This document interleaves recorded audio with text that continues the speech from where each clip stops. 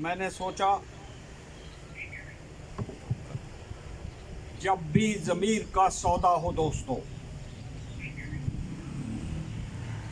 جب بھی ضمیر کا سودا ہو دوستو، ڈٹ جاؤ حسین کے انکار کی طرح۔ میں جس کو بھی بلاتا ہوں وہ کہتا ہے کہ آپ کا ایجنڈا کیا ہے، تو میں سب سے پہلے تو آپ سب کا مشکور ہوں کہ آپ نے ٹائم نکال کے مجھے عزت بخشی،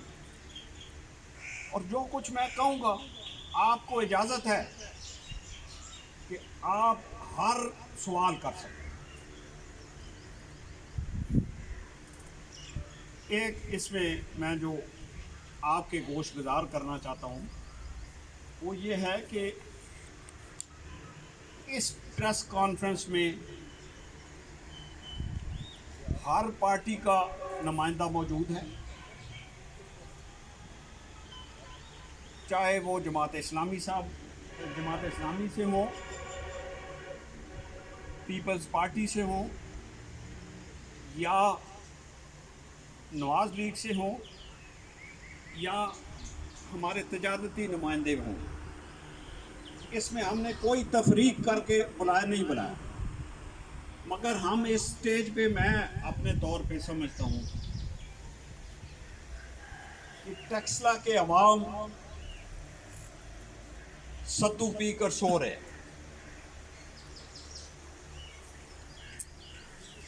اور حالات دگرگوں ہو رہے ہیں۔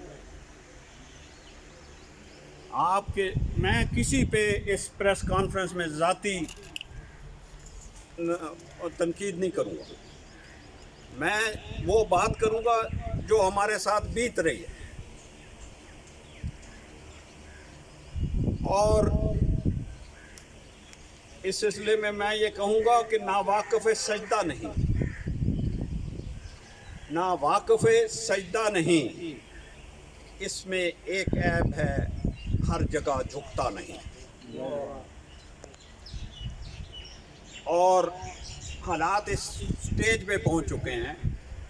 کہ حالات کی سختی مجھے پسپا نہ کرے گی، حالات کی سختی مجھے پسپا نہ کرے گی، ہر حالات کی چوکھٹ پہ یہ سر کبھی نہ جھکے گا۔ تو آج پریس کانفرنس میں آپ سے میں اس میں پریس ریلیز بھی آپ کو دوں گا، اور جو کچھ میں بول رہا ہوں پریس کے نمائندے ادھر موجود ہیں، وہ ریکارڈ بھی کر رہے ہیں، ریکارڈ نہ بھی ہو تو میں اس کا حرف کا ذمہ دار ہوں۔ سب سے پہلے تو ایک بات آپ کے گوش گزار کرتا چلوں کہ ٹیکسلا کی مخدوش حالت پہ میں نے تمام صاحبان کو اس لیے بلایا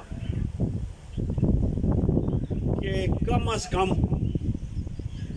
ہمیں اپنا ایک تشخص برقرار رکھنا چاہیے۔ مجھے تو نہیں سمجھ آتا، مائٹ بھی بزرگ موجود ہیں سمجھا بھی سکیں، جب آپ اپنے گھر سے کھانا کھا رہے ہیں